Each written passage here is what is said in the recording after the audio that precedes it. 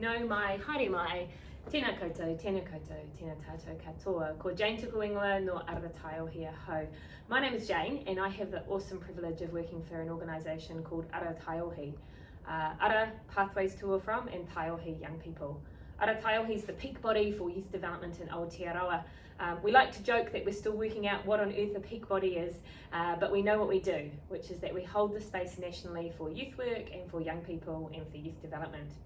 I'm really excited to be filming this, even though I hate videos, because it's a really key step for us in one of the areas that we're so passionate about, which is seeing Aotearoa New Zealand being a place where every young person is welcome, included, accepted and awhi'd and loved in the journey that they're on. So what I'm going to do is outline for you a little bit about the journey towards the MOSAIC journey, towards the cards that many of you will be using as a result of the training that you're getting through this video and in person in the spaces that you're in, as well as some of the wider kind of stuff that was behind that and the wider thinking that was on that journey. Then we're going to look at the cards that we've developed and give some training on how you use those and what some good ways of engaging with those are. Awesome. What I think would be great for you to do now is to pause this video, and if you haven't already, just do a bit of a connection with the people who are around you. If you're online, that will be impossible, but if you're in a room full of some people, it's a good time to pause, because a big part of the MOSAIC journey is about connection, and you can't get connection without doing that first round of what we talk about as whakawhanaungatanga. So if you're in a training space, and let's face it, listening to me talk for the whole time is not necessarily ideal, it's a good time to press pause and just do some connection. As I think anybody watching this video knows, 2019, March the 15th, was a tragic, sad, terrible day for us here in Aotearoa, New Zealand. Nobody was more affected by the terror attacks than our Muslim community and our whānau in Ōtautahi Christchurch. It was just devastating, and the ripple effects of that event affected every person in Aotearoa, New Zealand. Like many people who were here in Wellington, where our head office or our HQ is based, we sat there just stunned and kind of not knowing what to do and desperate to do something to help those who were directly affected, but also to make sure that the message that was received by people who came from refugee migrant communities and Muslim religions, etc., knew that Aotearoa was a place where they were welcomed and loved. Our Prime Minister led that journey and inspired many of us in New Zealand with the way she so graciously and empathetically led the journey. For us in Ara Taiohi, we absolutely wanted to start by focusing on our members and those that we were connected to in the wider youth development sector and look at how we could support them. And I don't want to minimise how important that step is. After that, we shifted our focus to thinking about how do we support people who work with young people to better have conversations with young people they're supporting. For many of us here in Aotearoa, New Zealand, we kind of had this naive view that something like the terror attack wouldn't happen here, despite the fact it's happened to tangata whenua in the last 200 plus years. So we needed to start to think about what's out there, what is the international research, what is the stuff that can help us to look at what's our response going to be over here. One of the things that we observed immediately post the terror attack is that when young people who are still forming their ideologies are saying something that's a bit off, yes, racist, it could be at the root of it, or racism, but often what's on surface is something that's a bit off, a joke that's silly, a bit of behaviour that's a bit off. And what would happen is, particularly immediately post the terror attacks, is a lot of people would come down really hard on those things, which has the potential to further isolate a young person who still is forming their ideologies and potentially further entrench them in that worldview, which of course can lead to things that are much more concerning at a later stage. When we investigated internationally, that was the start of the partnership between the Prince's Trust and Ara Taiohi. The Prince's Trust is obviously connected to the UK, the Prince Charles, and the work that they've done over in the UK was really formative for us in understanding this whole area of violent extremism and young people and how they fit into that space. As well as that, we did a lot of looking around at some of the European research, and I haven't got this memorized because it's a long title, but several documents were really helpful for us. One of them was put out by the European Union as a result of a work plan for youth from 2016 to 18, and it's called The Contribution of Youth Work to Preventing Marginalisation and Violent Radicalisation. So we really were impacted by a number of those types of things. Which was affirming what we'd observed. It was affirming that that when we, as people who work with young people, are working with young people, we need to be aware of our own unconscious bias. It was confirming that we need to have really great, healthy conversations with young people. It was confirming that to do so, we need to be connected. We need to have relationship. We need to care about that person. And it was also confirming that a lot of young people generationally are often already sold on this idea of creating a world that is more accepting and inclusive. And so how can we support them in their thinking in that space? So it confirmed a lot of stuff for us. The other thing I want to acknowledge at this point in time is I talk a lot about young people because that is the focus for Ara Taiohi, but we're anticipating, and we've already had feedback from a whole bunch of people, that actually these approaches don't just work for young people, they work for all people. And so our hope and our heart is that these MOSAIC cards and the MOSAIC journey is something that will be accessible for every New Zealander. So yeah, just want to acknowledge that. So a lot of research happened. We then decided to bring together some key voices into the room.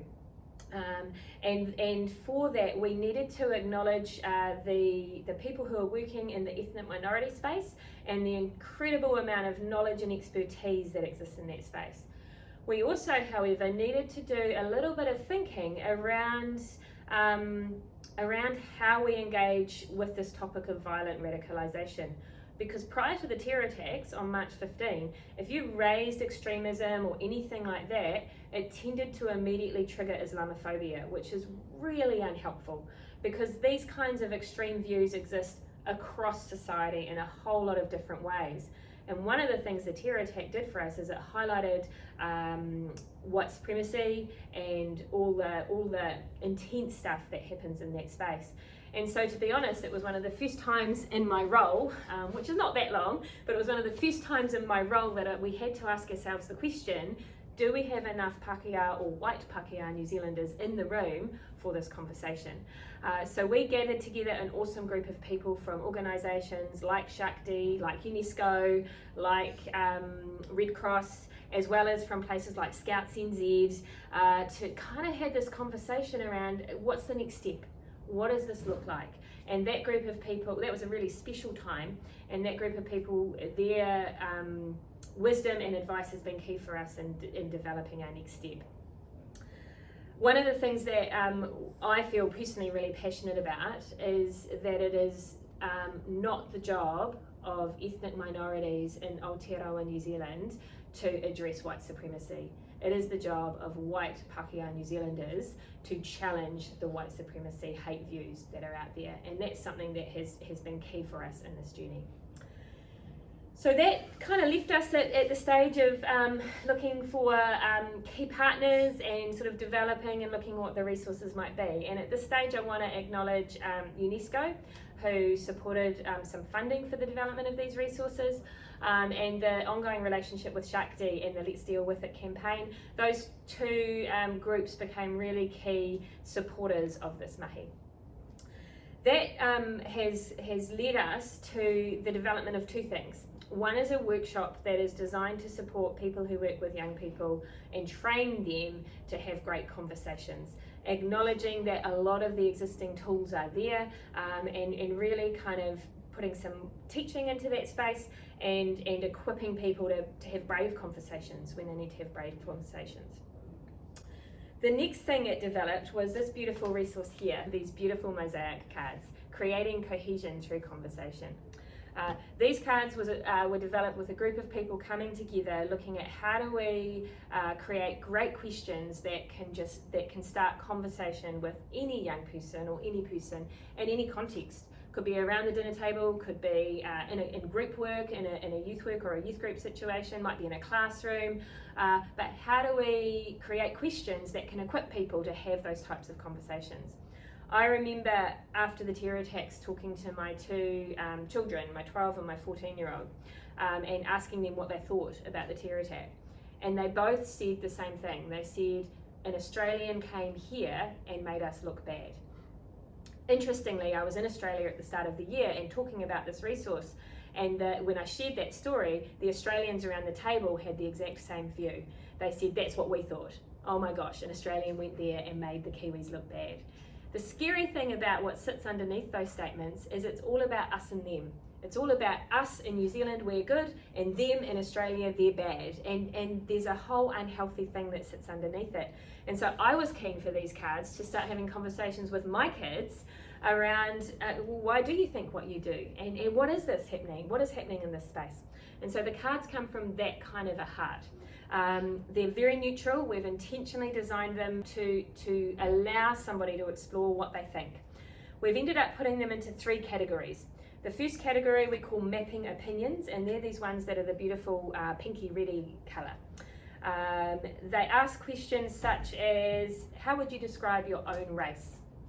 They ask questions such as, what informs your views around world affairs and local issues? And underneath each of the questions are some little sub-questions that you can choose to use or maybe not. Yeah, so you might naturally go that way, or you might find that there are some nice little sub-questions that help facilitate that conversation. The second set are called shifting attitudes. And these are the ones that intentionally move into the space of racism and racist views and views that could be challenging. And they're simple. They can start from a place of things like, how do you define banter? Or what is the line between funny and offensive? And they move into spaces that are quite deep, like what is privilege? Yeah. Some people might not know the answer to that question between the two of you, which is absolutely fine. Look it up. Yeah, we haven't defined everything because we think the journey of exploring these things is as important as where we land. The third category is all about what I said earlier around how some young people, many young people, are already sold on the idea that we need to be more inclusive and accepting, and they want to be part of making a change. And so these questions are headed up integrating cohesion. They're all about the change you might want to make and how you could go about doing that and what you might need to support those types of changes in your communities. So there are the different categories that you can use depending on who you're talking to, or perhaps you might want to go on a journey. The cards are numbered. That takes you on a journey if you want to start at the beginning and go to the end. And it really is over to you as to where you start and how you use those cards.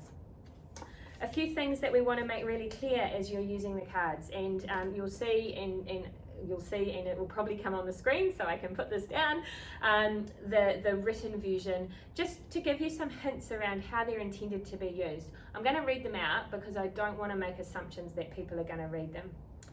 These are ways that we encourage you to use the cards, especially if you're hearing things that perhaps you're not quite comfortable with. So firstly, listen and ask questions more than you speak.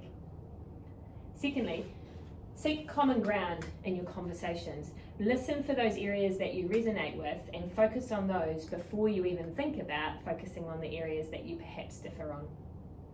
Thirdly, pick your battles. It's okay to say, I don't see things like that, but I'm pleased to hear what you're thinking. Admit when you don't know the answers and use this as an opportunity to explore together. Share your own stories with race, power and privilege if you're comfortable to do so, and bearing in mind we're keen to listen more than we share, but often sharing is a way that we can make connection. Finally, recognise that there are multiple ideologies. There are some things that we particularly encourage you to avoid. Firstly, getting defensive. Secondly, fact-checking or myth-busting. I'll come back to that in a minute. Could be overreacting or aggressively trying to prove to a young person or to any person that they're wrong with a particular response. Finally, responding in a way that could be shaming a young person. Shame is a particularly destructive emotion. With the fact-checking or myth-busting, part of our journey was talking to some peeps from the UK that really operate in that online space, trying to help young people not get sucked into particularly the white supremacy area. And they highlighted that when you see change in extreme views, it is almost never because you've intellectually challenged the facts. Usually it's a relational reason that they would shift or change. They've had a relational engagement with somebody from a community they've previously shown hatred to, or they've had a new partner or a child, or something like that is the thing that will bring change, not convincing them that they're factually wrong. A few hints around extra support that might be needed when you have these conversations. If you or a young person or the person you're talking to finds using the cards upsetting or triggering, please check out a couple of websites and you'll see them on the screen. icon.org.nz or Youthline or any of those. I'm thinking of 1737. There's a lot of websites and call numbers that you can use. If you're unsure or concerned about what someone is expressing, you should contact either the Office of Ethnic Affairs or the Human Rights Commission for advice or support. And if you're concerned that someone is going to act on views of hate or extremism, please contact the police urgently. You may have noticed that we're in a different room. The reason for that is intentional, because we're shifting gears now and we're looking at practically how do you use the cards with a person that you might be in front of or a group that you might be with. One option is to go through chronologically, and there has been a strategic order of the cards that's designed to progressively take you on a journey. And so you could start at the beginning and work to the end. Another is that you could gauge with the person you're talking to, are they at that very initial stage of mapping opinions? Literally just understanding why we believe what we believe and what that is in the first place. In which case you might go to the pink mapping opinion section. Or are they at a stage where we're wanting to go a bit deeper? We're wanting to get into some of those attitudes they might have and starting to explore those, particularly in the area of racism, etc. Or they might be at the stage where they really want to bring shift and change in the world, in which case you might go to the integrating cohesion section. Your options there are either you choose one or you put them all out and perhaps together you choose one that you'd like to talk about. Or possibly you might want to go random. So what you'll see on the back of each card is a beautiful pattern, part of the mosaic that together maps out into the full mosaic you see in front of us. And you can randomly choose a card and just have that chat with the person. You could use the mosaic in any which way. You could choose with the person to make it up together, and as you are, one of the questions might highlight for you and you might want to pick it out. Somehow or another, you're looking at, here's a card that has a framework for us to have a great conversation, a deep conversation, a conversation that lets us explore what we believe and why we believe it. So now I'm going to introduce you to the amazing Shannon and Abby, who are going to have a conversation together using the cards. Kia ora, ko Shannon Wong tōku ingoa. Today I'm going to show you the way that I think I would use these cards if an incident occurred in my role as a youth worker. Just to let you know, we have prepped this example for you. It's based on the experience potentially that I have been working with a youth group, and one of the young people feels uncomfortable about something that has occurred in the youth group, and we're just having a conversation about this sort of stuff. Oh, hi Abby, come on in. Hi. How are you doing today? Yeah, I'm good, thank you. First off, I want to say I think it's really great that you came to me and had a chat about feeling uncomfortable about an incident that occurred in the youth group. And I thought it was really brave of you to come to me. And I've got this really amazing resource now, and I was wondering if you'd be keen for us to explore this. I'd love to, it looks awesome, thank you. But first off, I just want to check in with you, maybe get you to summarize what happened and how you're feeling about that incident. So I was just in a group setting with some of my friends from the youth group, and one of them made a comment about, they described a person as a brown Asian, And in that moment, I felt uncomfortable. It didn't sit well with me, but I didn't really know how to respond to that. So because of the discomfort that comment made, I just kind of laughed it off and shut it down in a way. But after that, I kind of felt like that wasn't the best way to respond, and I realized that I'm not equipped to respond, if that makes sense. Yeah, and I mean, that initial feeling must have been a bit confusing for you. And it's really cool that you've done some processing and that you've reached out, because maybe the conversation can start here and you'll feel like you have some ways to have that conversation again with your friends. So these cards ask questions, and they're split into 3 different categories, but I've pre-selected some because you have told me about this incident. I thought maybe we could go through the process of having these conversations, but in a structured way. Does that sound okay to you? Yeah, that sounds good. Cool. So I'd like for you to read these 3 cards, just the black top heading parts, and then choose the one that you think might be useful for us to work through. Cool. So we've got, how do you describe your values and beliefs? What is/was an opinion that challenges you? And when have you changed your mind about something you are passionate about?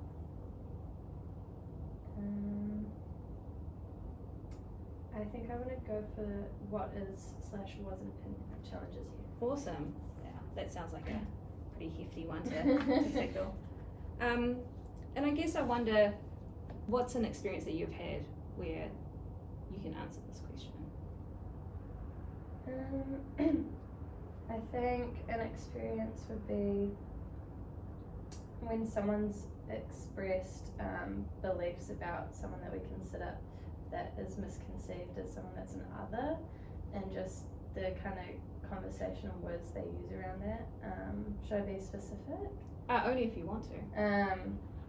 Yeah, I think just when people have made comments, whether it's someone from the rainbow community or someone from a different ethnicity, and just kind of jokes around that, and then if I ever say, oh, but I don't like that, then them kind of laughing it off, and there's a notion around things being too PC these days, so then that makes it even more uncomfortable. So I think opinions that challenge me is that it's okay to throw around comments like that.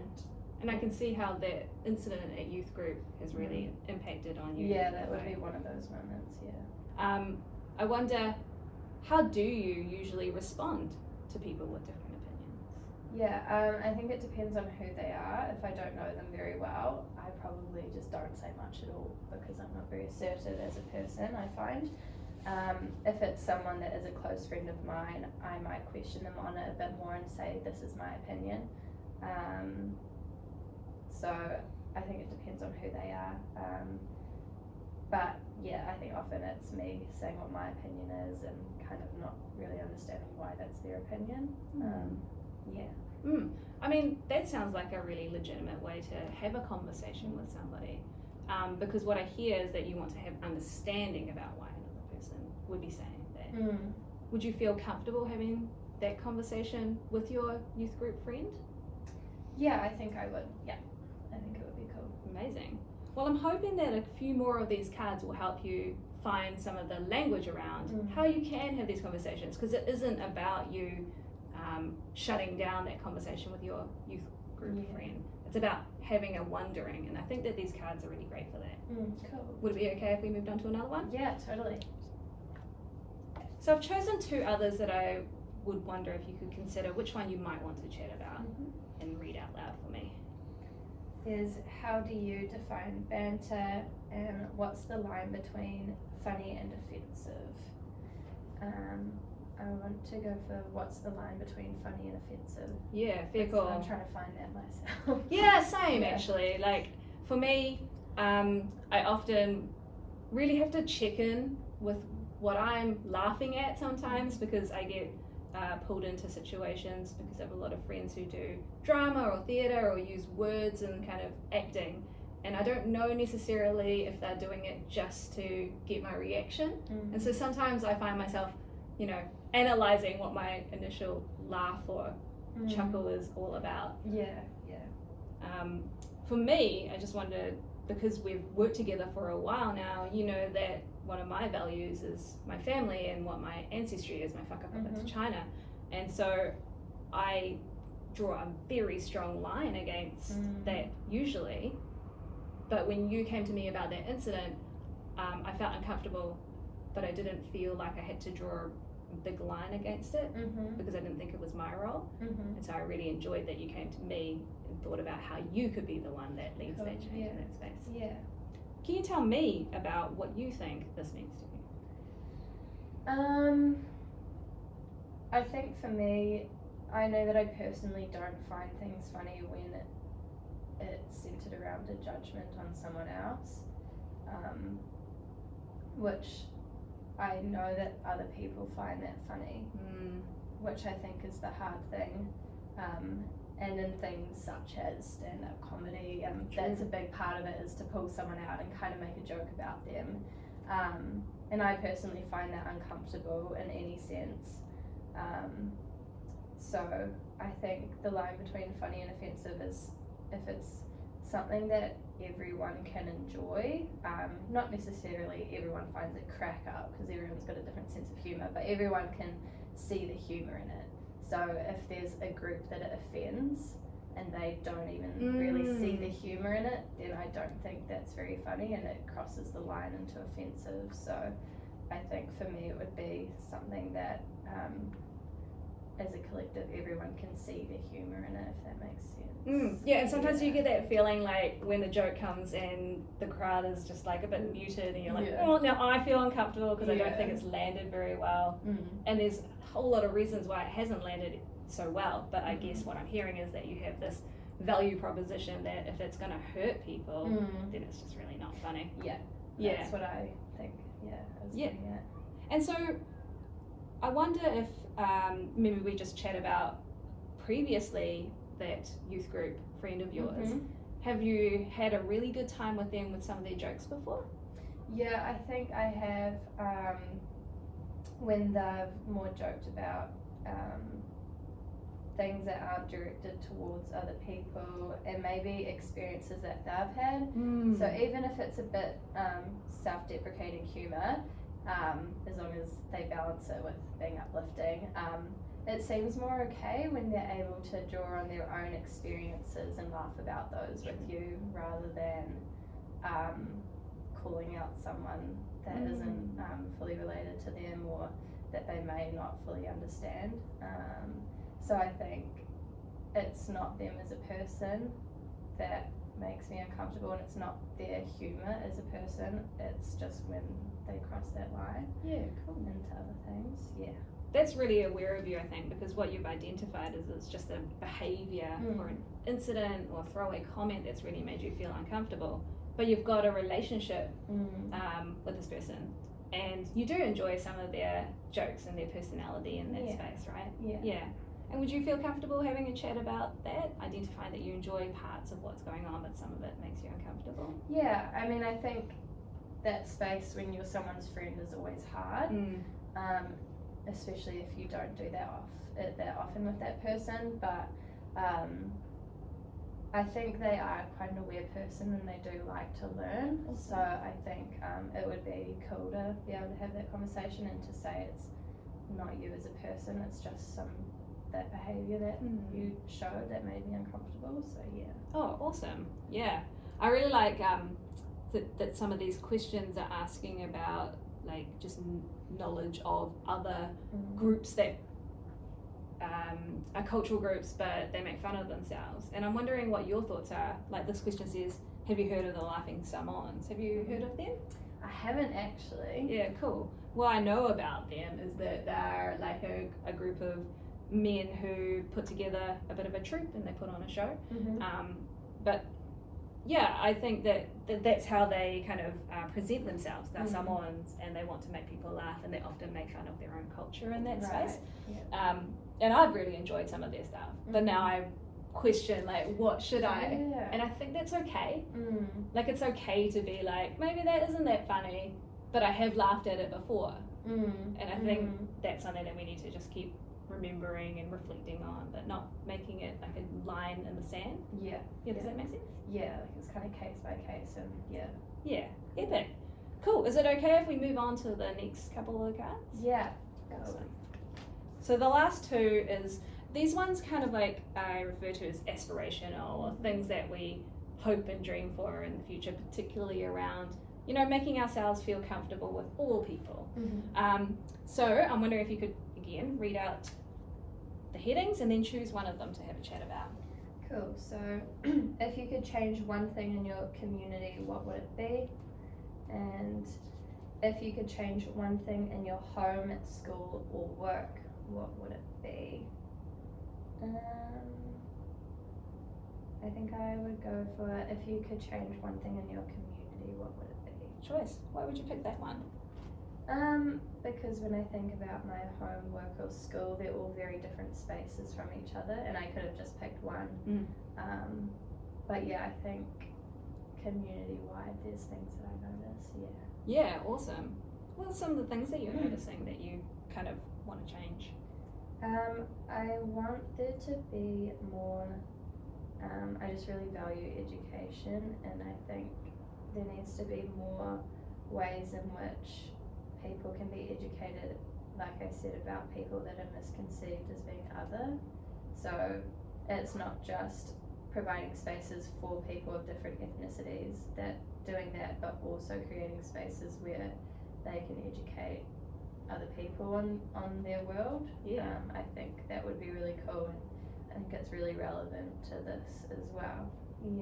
Yeah, definitely. I think it's super, connects super well to this cover. And languaging, I think, is some way that we can connect education or more information to other people. And I think you're on the right path, because you talk a lot about what your values are. You've identified that something made you uncomfortable, but that was a behavior or incident. It wasn't a person who was continuously doing that. And you are keen to share knowledge, and I think that that's really awesome. So I'm wondering if we can maybe just wrap up, because I know that you've got school soon. I'm going to go back and do that stuff. But because we've managed to kind of go through a path with this conversation, I'm wondering if you feel like you have some action plans that you could integrate into maybe next time we have youth group and connecting with that person again.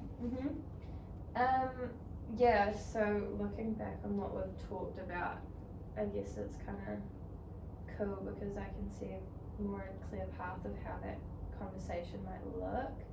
So the first one, what is/was an opinion that challenges you? I guess if I'm structuring that into a conversation with my friend, I can say, I found it uncomfortable when you said this, because that's kind of going back to a situation that challenged me.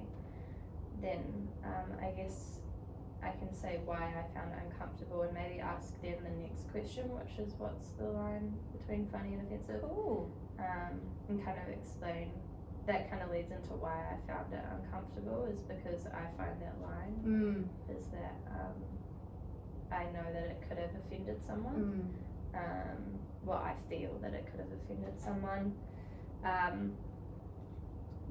So I think from this conversation that we've had, I think I can go up to my friend in a good place and say, by the way, when we had that talk, and you said this thing, I felt uncomfortable because I knew it could have offended someone. Is that something that you feel as well? Because it would be interesting to know their perspective and why they said it, and maybe they'll say, oh yeah, looking back on it, I don't know why I said that, it just kind of came out. My friend's someone that doesn't have much of a filter as well, and I kind of had that in mind in that situation, so I would find it interesting if they just still shrugged and said, I don't get why that's offensive. So, and then maybe from there I find opportunities to have more conversations, or maybe even link them up with a youth worker that can have those conversations too. So I think it's helped me find a pathway of having that conversation. Yeah, amazing. And I think it's actually, you've come here and just validated that you have, and affirmed to yourself that you have those skills. And so the thing is that I want to say is, after this, if you need more support, I'm here. And obviously that language that was around there could be construed as something that I would hold as like very hurtful to me. And so I have to also acknowledge my bias behind that, that it could be something that I get hurt by and therefore have a really specific perspective on. But I want you to know that I have also other people that I go to for support, so I've unpacked that in some ways. And also, if anything comes up with your friend in the youth group, just a reminder that there are phone numbers, and we've given out that sheet for support services, so just a reminder to hit up one of them if something comes up, and to pass that on to your friend as well. Yeah, totally. Thank you so much. Thanks for your time, Ruby. Thank you. See you later.